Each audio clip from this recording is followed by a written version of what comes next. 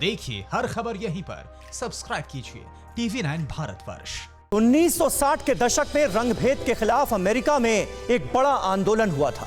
Martin Luther king की अगुवाई में हजारों अश्वेत अमेरिका में नस्लीय भेदभाव के खिलाफ आवाज बुलंद कर रहे थे। उस आंदोलन में लाखों लोगों को साथ जोड़ने का जरिया था एक गीत, वी शैल ओवरकम, यानी हम होंगे कामयाब। वी शैल ओवरकम को पहली बार मशहूर अमेरिकी गायक पीट सीजर ने गाया था। 1919 में न्यूयॉर्क में जन्मे सीजर को संगीत विरासत में मिला था। सीजर ने संगीत को विरोध जताने का जरिया बनाया।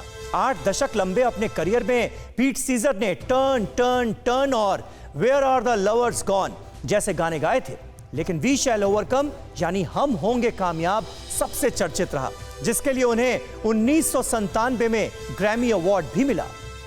2014 में 94 साल की उम्र में सीजर का निधन हो गया, लेकिन उनका गीत वी शैल ओवरकम आज के कोरोना काल में भी बहुत मौजूद है। हम होंगे कामयाब और हम कामयाब हो भी रहे हैं। दुनिया के कई देश अब कोरोना को पूरी तरह मात दे चुके हैं।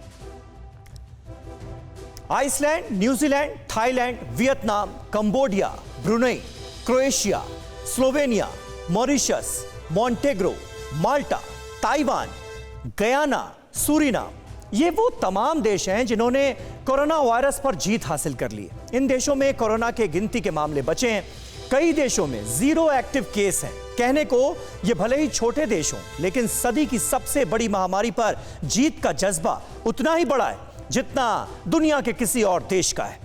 जाहिर है वक्त थोड़ा ज्यादा भले ही लग जाए, लेकिन पूरी दुनिया कोरोना के खिलाफ शिद्दत से लड़ रही है। वहीं कोरोना का गुनहगार चीन दुनिया से लड़ने की तैयारी कर रहा है। सरहद पर चीन की ऐसी साजिश का खुलासा हुआ है जो बेहद सनसनीखेज है। कैसे चीन जंगी जुनून में जहनी संतुलन खो चुका है, इस रिपोर्ट से देखिए। खूब अंधेरी रात में सरहद से चंद किलोमीटर के फासले पर चीन की फौज गोले बरसा रही थी।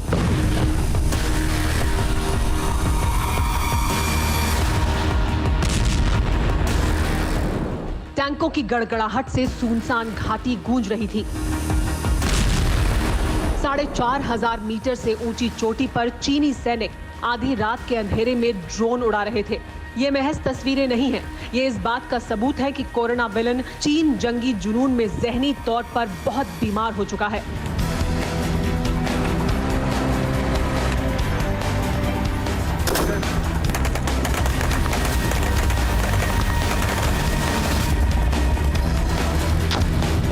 बताया जा रहा है कि चीन की फौज PLA यानी पीपल्स लिबरेशन आर्मी रात में युद्धाभ्यास कर रही है। PLA की तिब्बत मिलिट्री कमांड ने 4,700 मीटर की ऊंचाई पर एक्सरसाइज की। चीन की कम्युनिस्ट सरकार के भोंपू अखबार ग्लोबल टाइम्स के मुताबिक ये एक्सरसाइज PLA की स्काउट यूनिट ने तांगुला पहाड़ी पर की। मार्च के दौरान गाड़ियों की लाइटें बंद रहीं और नाइट विजन डिवाइस की मदद ली गई ताकि ड्रोन से बचा जा सके।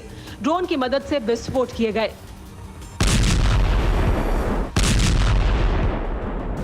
टारगेट के करीब पहुंचकर कॉम्बैट टेस्ट भी किया गया, जिसके लिए स्नाइपर यूनिट को आगे भेजा गया।